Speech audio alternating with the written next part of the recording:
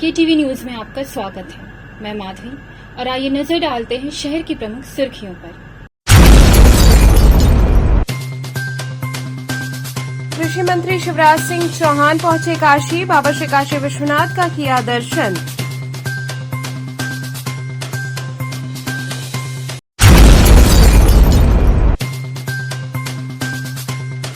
पश्चिम Bengal rail हादसे में मृतकों को कांग्रेस जनों ने दी श्रद्धांजलि।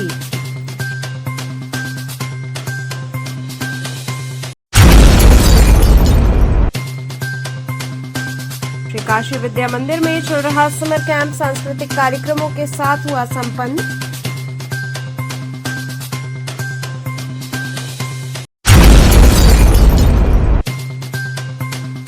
और महात्मा गांधी काशी विद्यापीठ में योग दिवस के अंतर्गत ई शपथ कार्यक्रम व स्वास्थ्य परीक्षण शिविर हुआ आयोजित।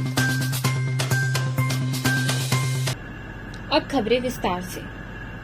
केंद्रीय कृषि मंत्री शिवराज सिंह चौहान ने बाबा श्री काशी विश्वनाथ का दर्शन पूजन किया। केंद्रीय कृषि मंत्री शिवराज सिंह चौहान वाराणसी पहुंचे। इस दौरान वे सर्किट हाउस पहुंचे। बता दें कि शिवराज सिंह चौहान किसान सम्मेलन कार्यक्रम में शिरकत करेंगे। मीडिया से बातचीत के दौरान मंत्री शिवराज सिंह चौहान ने कहा कि तीसरी बार प्रधानमंत्री बनने के बाद पीएम नरेंद्र मोदी का पहली बार काशी आगमन हो रहा है। कहा कि आज पीएम मोदी 20,000 करोड़ रुपए किसानों के खाते में डालेंगे। कृषि और किसान सरकार की प्राथमिकता रही है। पीएम बनने के बाद पहला फैसला किसान सम्मान निधि किसानों के खातों में ट्रांसफर करना रहा है। कृषि भारतीय अर्थव्यवस्था का रीढ़ है। किसान कल्याण के कार्य निरंतर 10 वर्षों से जारी हैं। कृषि सखियों को भी पीएम मोदी प्रमाण पत्र प्रदान करेंगे।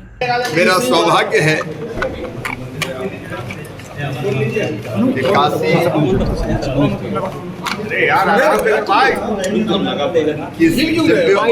काशी में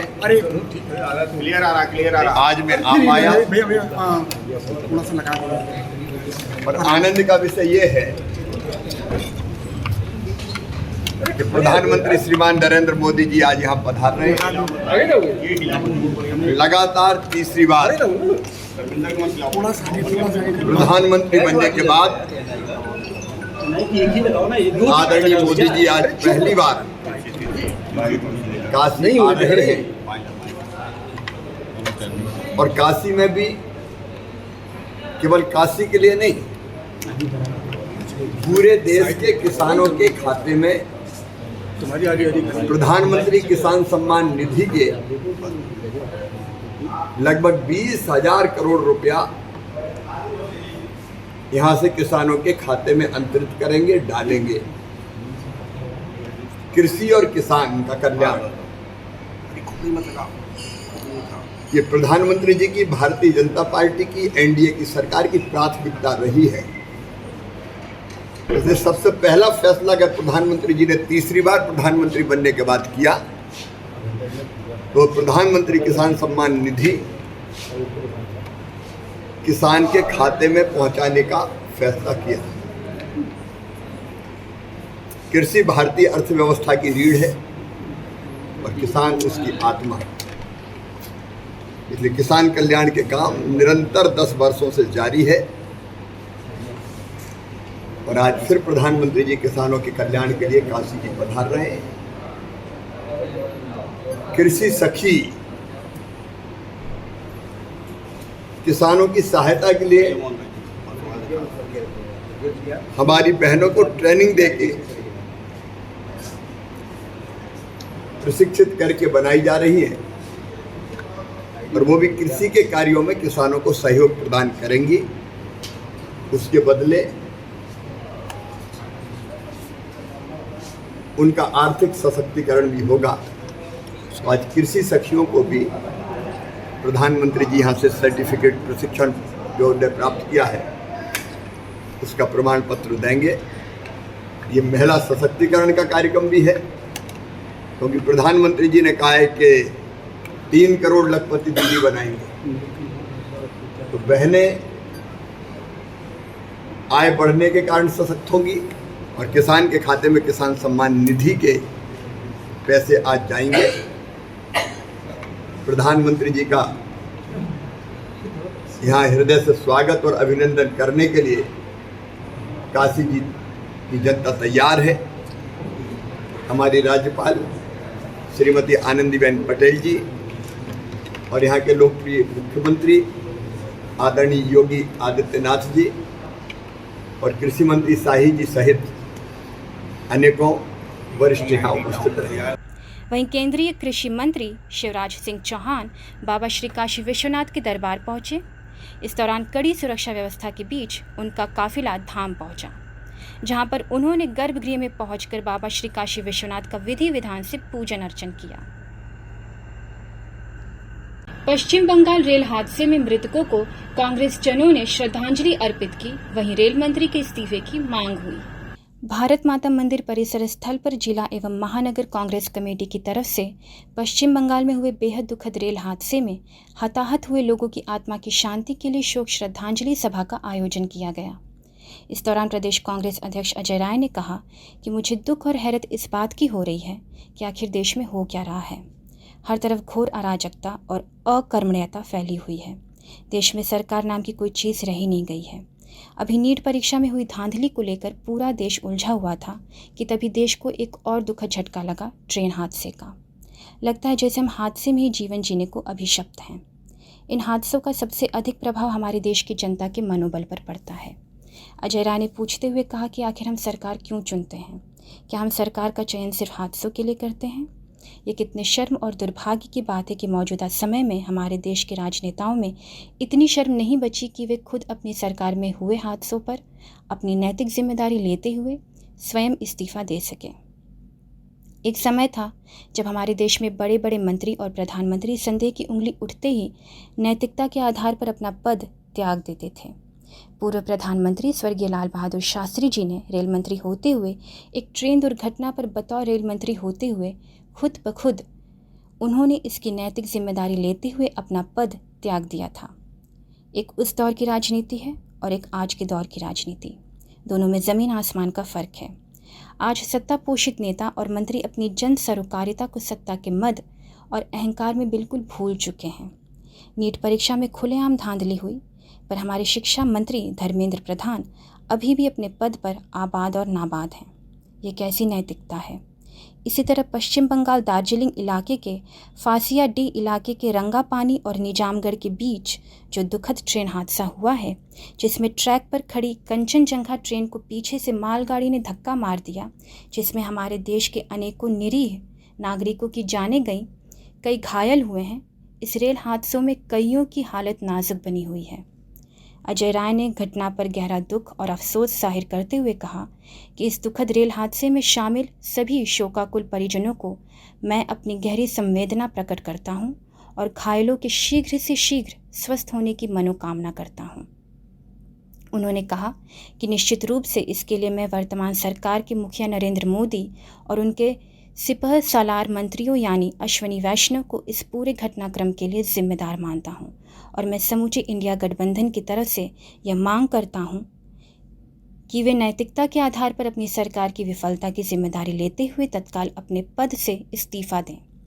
इस दौरान उपस्थित सभी लोगों ने रेल हादसे में हताहत हुए मृतकों की याद में कैंडल जलाकर 2 मिनट का मौन रखकर मृतकों को अपनी श्रद्धांजलि अर्पित की और श्रद्धा सुमन अर्पित किया।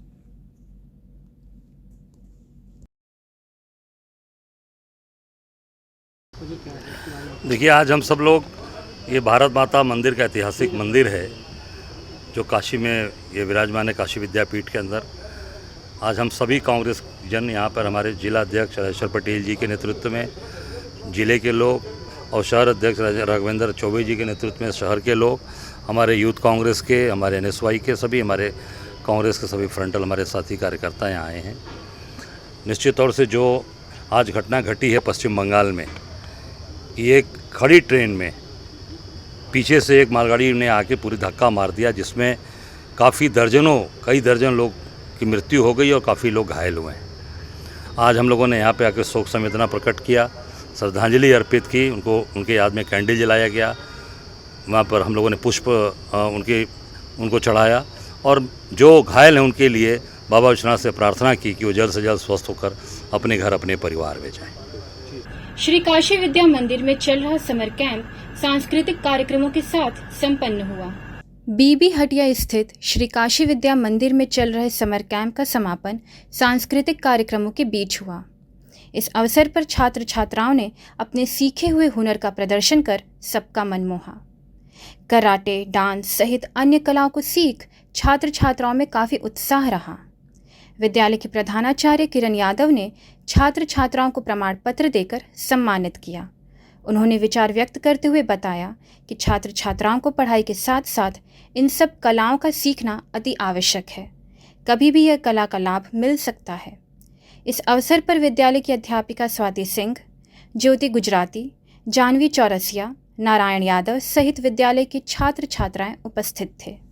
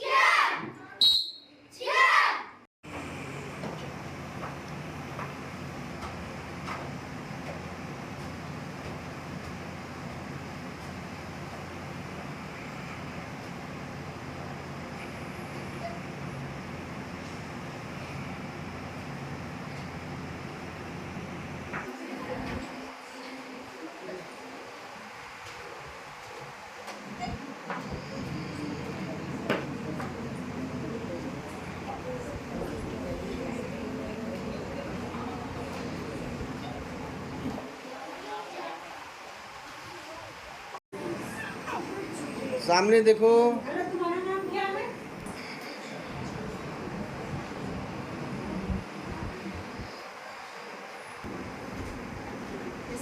स्माइल करिए सारे लोग।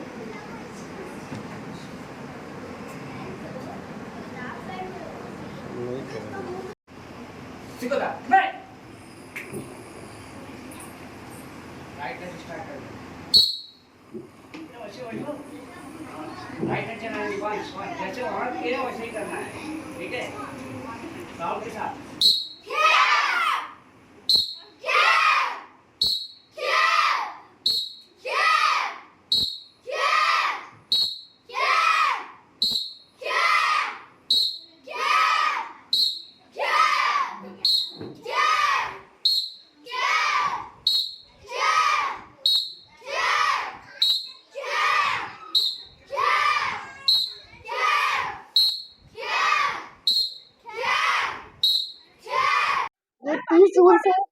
मई से लेकर के 30 जून तक हमारे श्री काशी विद्या मंदिर में समर कैंप का आयोजन किया गया है।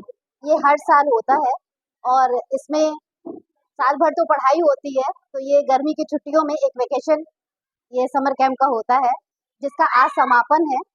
तो आज बच्चों को इसमें सर्टिफिकेट्स वगैरह डिस्ट्रीब्यूट किए गए हैं। और क्या क्या सिखाया जाता है बच्चों को? इसमें taekwondo, mehndi, dance, sketching, calligraphy, different type की एक्टिविटीज़ कराई जाती है, जिससे बच्चों को सब तरह की एक्टिविटीज़ आएँ, क्योंकि पढ़ाई तो साल भर होती है, तो एक्टिविटीज़ वगैरह भी बहुत ज़रूरी है। महात्मा गांधी काशी विद्यापीठ में योग दिवस के अंतर्गत ई शपथ कार्यक्रम व स्वास्थ्य परीक्षण शिविर आयोजित हुआ। महात्मा गांधी काशी विद्यापीठ के गांधी अध्ययन पीठ सभागार में अंतर्राष्ट्रीय योग दिवस 2024 के कार्यक्रम के उपलक्ष्य में ई शपथ कार्यक्रम और स्वास्थ्य परीक्षण शिविर का आयोजन किया गया। महात्मा गांधी काशी विद्यापीठ के कुलपति प्रोफेसर ए.के. त्यागी ने बताया कि इस बार राज्यपाल ने इस योग उत्सव को बड़े ही अनूठे तरह से मनाने का प्रयास किया है। पूरे प्रदेश के सभी विश्वविद्यालयों को ये निर्देश दिए गए हैं कि सभी लोग ऑनलाइन जाकर योग की शपथ लेंगे और इस कार्यक्रम में सभी विश्वविद्यालयों ने बढ़ चढ़कर हिस्सा लिया। अब तक लगभग 22 लाख लोगों ने शपथ ली है। उन्होंने कहा कि अब तक महात्मा गांधी काशी विद्यापीठ के 83% लोगों ने शपथ ली है और आगे 100% इस कार्यक्रम को सफल बनाने में हम सफल होंगे। उन्होंने बताया कि योग के साथ साथ स्वास्थ्य परीक्षण शिविर का भी कार्यक्रम रखा गया है। इसमें बीपी, आंखों की जांच सहित तमाम जांच की जा रही है। उन्होंने बताया कि योग दिवस तक निरंतर इसी प्रकार कार्यक्रम आयोजित होंगे।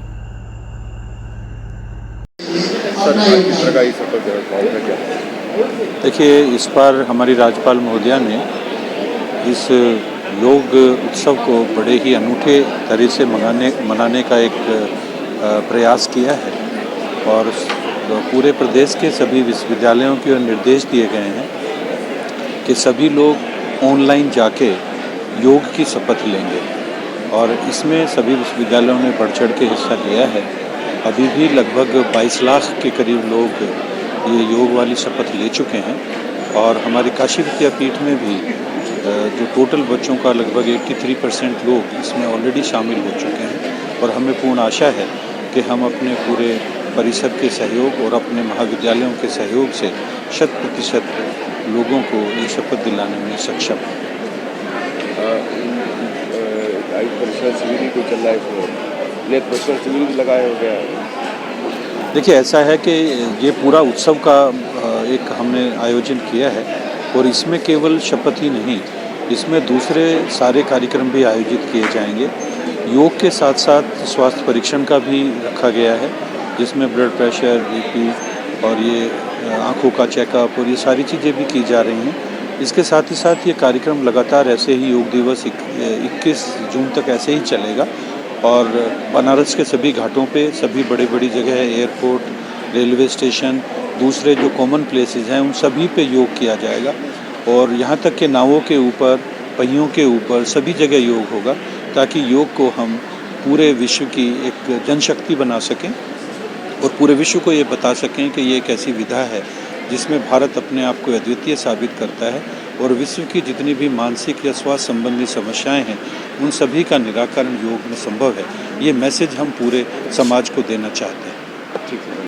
काशी पहुंचे पर्यटन मंत्री जयवीर सिंह ने कहा, एनडीए की सरकार में जो भी सहयोगी दल हैं, उनकी विचारधारा एक है। उत्तर प्रदेश सरकार में पर्यटन मंत्री जयवीर सिंह काशी पहुंचे। आज प्रधानमंत्री के किसानों के संवाद कार्यक्रम में भी शामिल होंगे। वहीं मीडिया से बातचीत के दौरान उन्होंने कहा कि एक बार फिर हम और मेरी सरकार देश की जनता का आभार व्यक्त करती है और एक बार फिर मोदी जी तीसरी बार प्रधानमंत्री बनने के बाद काशीवासियों का धन्यवाद करने आ रहे हैं। इस बार के चुनाव में हम लोगों के अपेक्षा के अनुसार सीट नहीं मिल पाई है, इसके लिए हम लोग चिंतन मंथन कर रहे हैं। एनडीए को जनता का आशीर्वाद मिला। जवाहरलाल नेहरू जी के बाद ऐसे पहले प्रधानमंत्री मोदी जी बने हैं। एनडीए की सरकार में जो भी सहयोगी दल है, उन लोगों की विचारधारा एक है और हम लोग मिलजुल कर काम करेंगे। देखिए, पहले तो वाराणसी की जनता को बहुत बहुत आभार, धन्यवाद, कृतज्ञता, जिनके प्रतिनिधि के तौर पर, जिनके सांसद के तौर पर देश की बागडोर आदरणीय नरेंद्र भाई मोदी जी के हाथों में 14, 19 और अब 2024 में तीसरी बार यहाँ के मतदाताओं के प्रतिनिधि को मिली है। देश की जनता को बहुत बहुत बधाई, उनका आभार और कृतज्ञता, जिन्होंने एनडीए को पूर्ण बहुमत की साथ जनादेश दे करके माननीय मोदी जी को तीसरी बार ऐतिहासिक रूप से देश की बागडोर सौंपने का दायित्व सौंपा है। आज तीसरी बार प्रधानमंत्री बनने के बाद आदरणीय मोदी जी का प्रथम आगमन वाराणसी की धरती पर हो रहा है। उनके भव्य दिव्य अलौकिक स्वागत के लिए काशी की जनता आतुर है और आज किसान सम्मान निधि के लिए एक कार्यक्रम भी आयोजित है, बड़े पैमाने पर आयोजित होगा और आदरणीय मोदी जी के कई यहाँ कार्यक्रम गंगा आरती के, मंदिर दर्शन के और लोगों से रूबरू होने के लगे हैं। सारे लोग उत्सुक हैं, आतुर हैं अपने प्रतिनिधि का, अपने नेता का, अपने माननीय प्रधानमंत्री का स्वागत करने के लिए।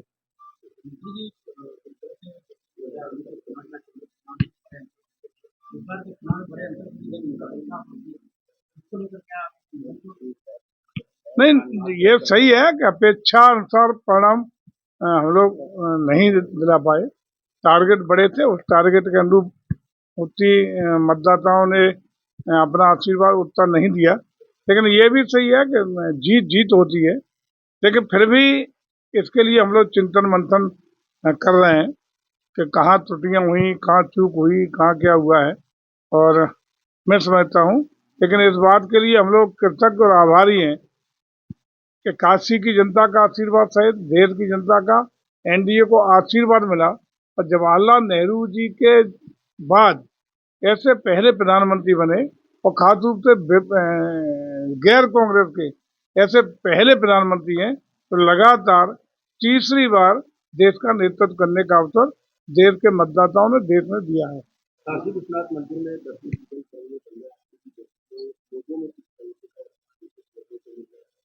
निश्चित रूप से काशी की जनता अपने प्रिय नेता को, अपने प्रिय जनप्रतिनिधि को, अपने प्रिय सांसद को और प्रिय देश के प्रधानमंत्री को, विश्व के सबसे लोकप्रिय नेता को देखने के लिए, उनके स्वागत के लिए, उनके आगमन पर पूरी तरह उत्साहित है।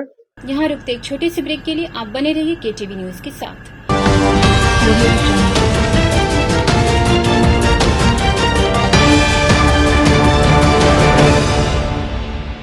Care and Career Group of Schools believes in hard work, discipline and learning. E-backed digital smart classes. Our holistic teaching results into aware and intelligent students. Our students perform scientific experiments on their own under able guidance. Here, computer education is a regular part of our curriculum. AC nursery classrooms equipped with latest toys and learning tools focused on audio, visual and motor skill developments. Special music classes, art and craft, science exhibitions, cultural activities, weekly extracurricular activities, experienced faculty. Indoor games like carom and chess, outdoor games like volleyball, basketball, etc. Transport facility. Join today. Care and Career Group of Schools, Misir Pokhara, Industrial Estate Road, Madwadi and Dashasomed, Varanasi. Mahatma Gandhi Kashi विद्यापीठ से संबद्ध आचार्य सीताराम चतुर्वेदी महिला महाविद्यालय, डुमरी पड़ाव, रामनगर, वाराणसी। खबरों से जुड़े रहने के लिए हमारे चैनल केटीवी वाराणसी को सब्सक्राइब करें और लेटेस्ट अपडेट्स के लिए बेल आइकन को प्रेस करें।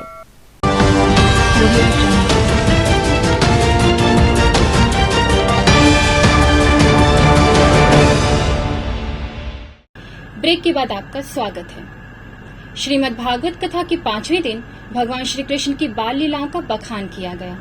नारायणपुर मिर्जापुर स्थित हेमा उत्सव वाटिका में श्रीमद् भागवत कथा के 5वें दिन कथावाचक पंडित प्रवीण पांडे महाराज ने भक्तों को भगवान श्री कृष्ण की बाल लीला का वर्णन सुनाया।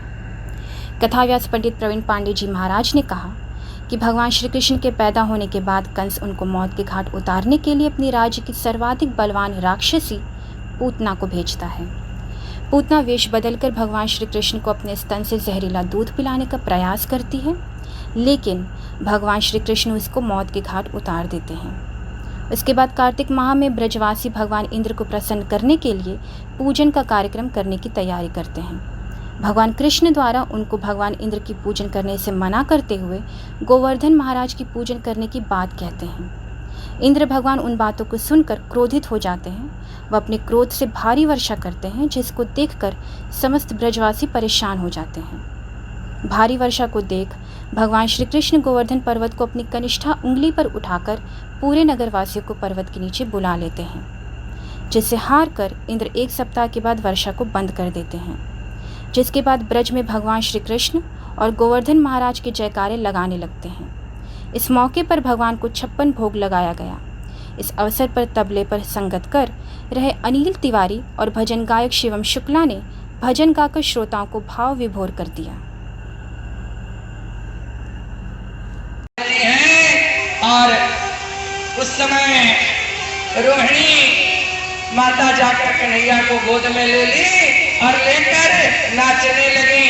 कन्हैया झूले पालना नेक झोटा खोल, कन्हैया झूले पालना धीरे झोटा धीरो, कन्हैया झूले पालना धीरे झोटा धीरो, धीरे झोटा धीरो, होले झोटा धीरो, धीरे झोटा के लिए बैठे। तो उसी समय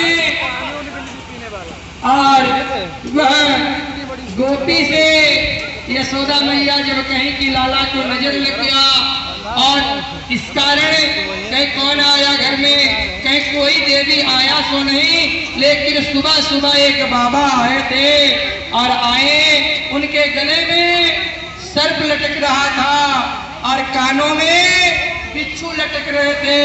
मैं उनको देने के लिए बहुत सारी सामग्री वस्तु लेकर गई, तो बाबा लिए नहीं, लेकिन बाबा हट पे अड़ गए कि लाला का दर्शन तो करना है और लाला का दर्शन मैं नहीं कराई। जब से गए हैं तब से मेरा लाला सो रो रहा है। तो उस समय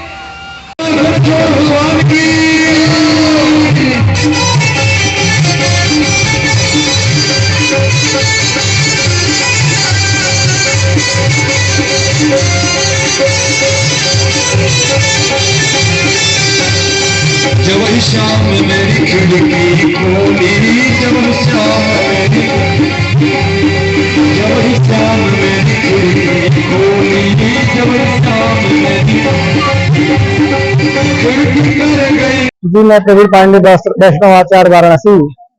आज का प्रसंग ये रहा है कि कल भगवान जन्म लिए, आज भगवान की लीला का वर्णन हुआ।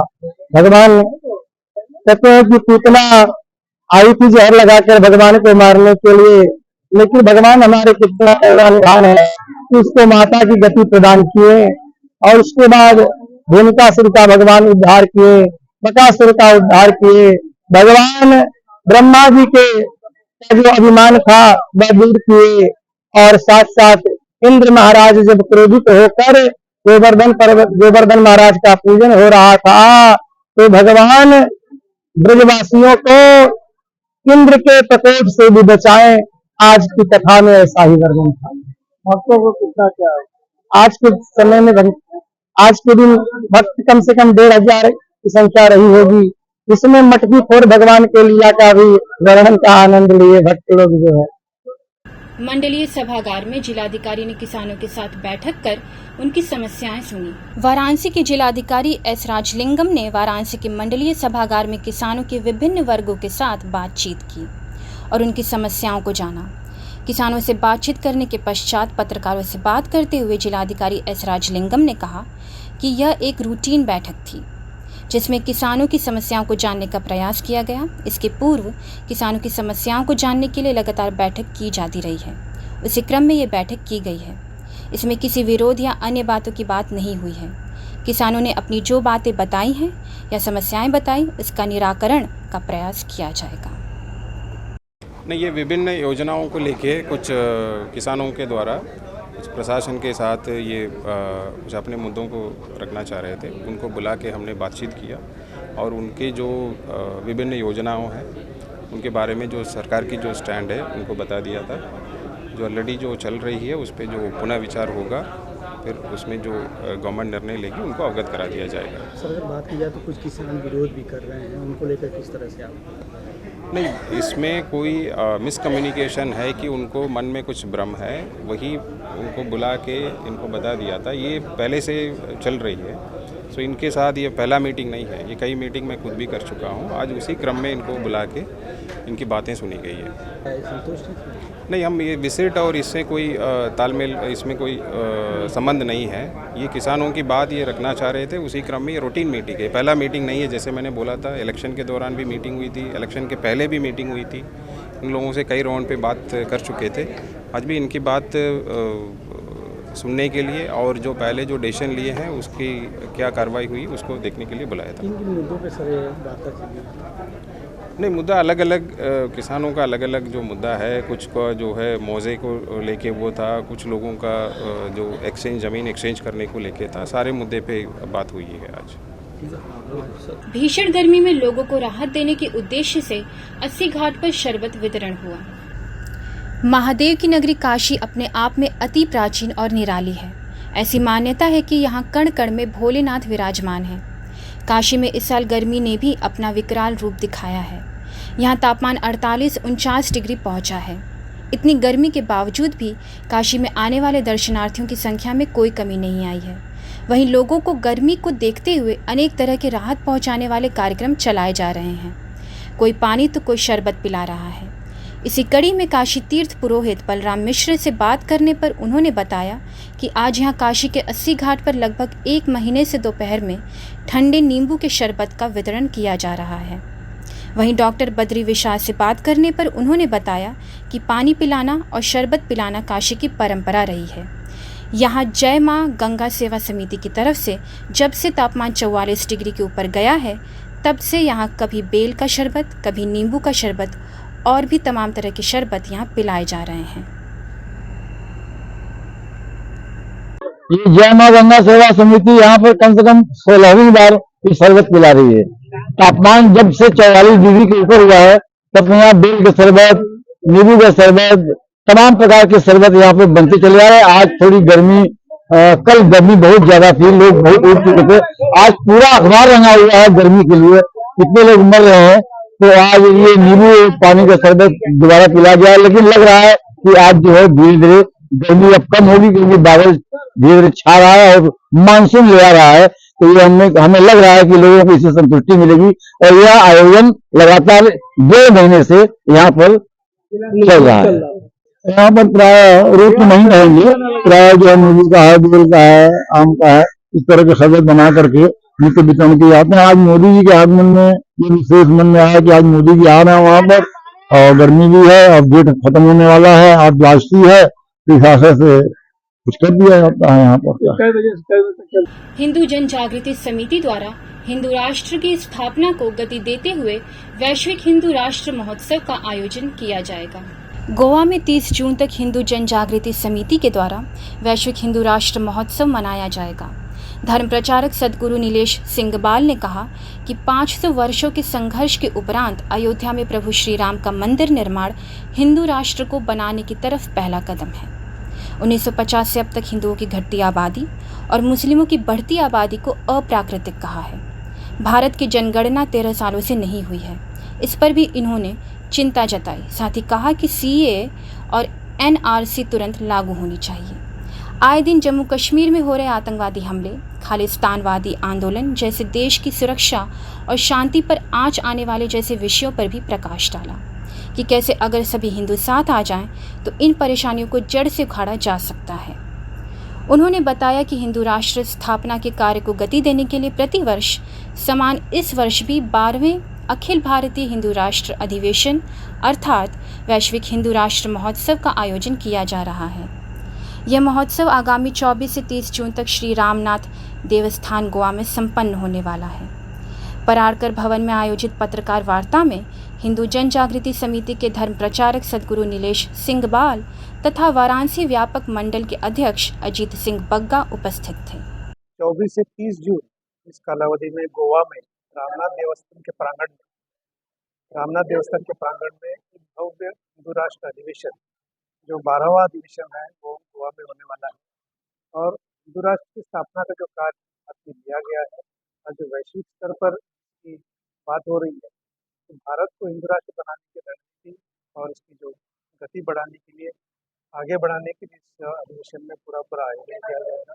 इसमें पूरे भारत भर के लगभग 1000 संगठनों के 2000 से अधिक प्रतिनिधियों को आमंत्रित किया गया है और वहाँ पर बड़ी संख्या में भारत के साथ साथ नेपाल, बांग्लादेश, अमेरिका, इंग्लैंड, घाना, इन सभी देशों के भी प्रतिनिधि वहाँ पर सम्मिलित होंगे और हिंदू समाज की सुरक्षा, हिंदुओं की हित के न्याय, हिंदू अपने मंदिर संस्कृति और मंदिर की सुरक्षा के लिए सुरक्षा को लेकर के जो उपाय निकालने हैं, इसी प्रकार से सनातन धर्म और राष्ट्र और धर्म पर होने वाले विभिन्न प्रकार के आघात हो, गलत नैरेटिव्स हो, उनको किस प्रकार से जवाब देना है, इसके वहाँ पर विचार मंथन किया जाएगा।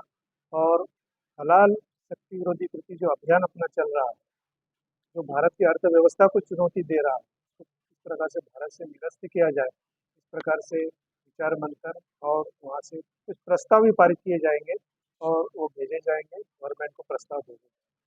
इस अधिवेशन में इंटरनेशनल वेदांत सोसाइटी के महाराज जी निर्गुणानंद जी महाराज, मध्य प्रदेश के प्रणवानंद जी महाराज, राम बालक दास महाराज छत्तीसगढ़ के हैं, ये ऐसे विशिष्ट संत भी वहाँ पर उपस्थित रहेंगे।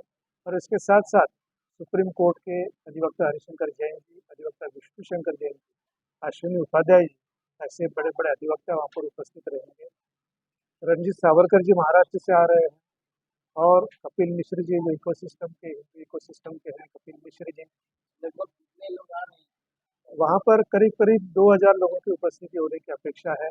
बड़ी संख्या में लोगों ने आने के लिए रजिस्ट्रेशन किए हुए हैं और बड़े उत्साह से भारत को हिंदू राष्ट्र बनाने के लिए और वैश्विक स्तर पर हिंदुओं की सुरक्षा को आगे बढ़ाने के लिए लोग एकत्रित हो रहे हैं और ये इस प्रकार का अधिवेशन होगा।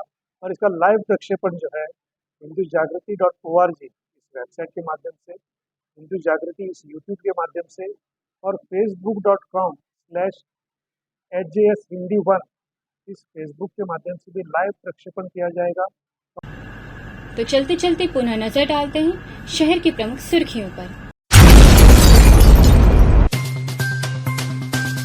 कृषि मंत्री शिवराज सिंह चौहान पहुंचे काशी, बाबा श्री काशी विश्वनाथ का किया दर्शन।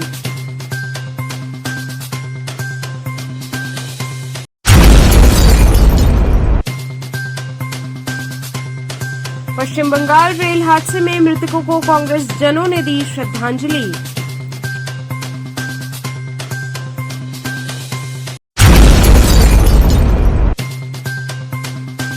श्री काशी विद्या मंदिर में चल रहा समर कैंप सांस्कृतिक कार्यक्रमों के साथ हुआ संपन्न।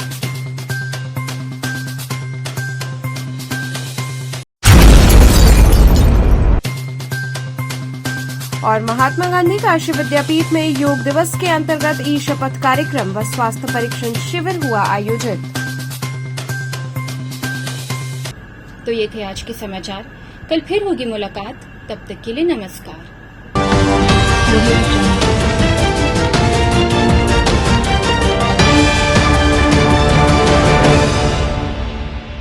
खबरों से जुड़े रहने के लिए हमारे चैनल KTV वाराणसी को सब्सक्राइब करें और लेटेस्ट अपडेट्स के लिए बेल आइकन को प्रेस करें।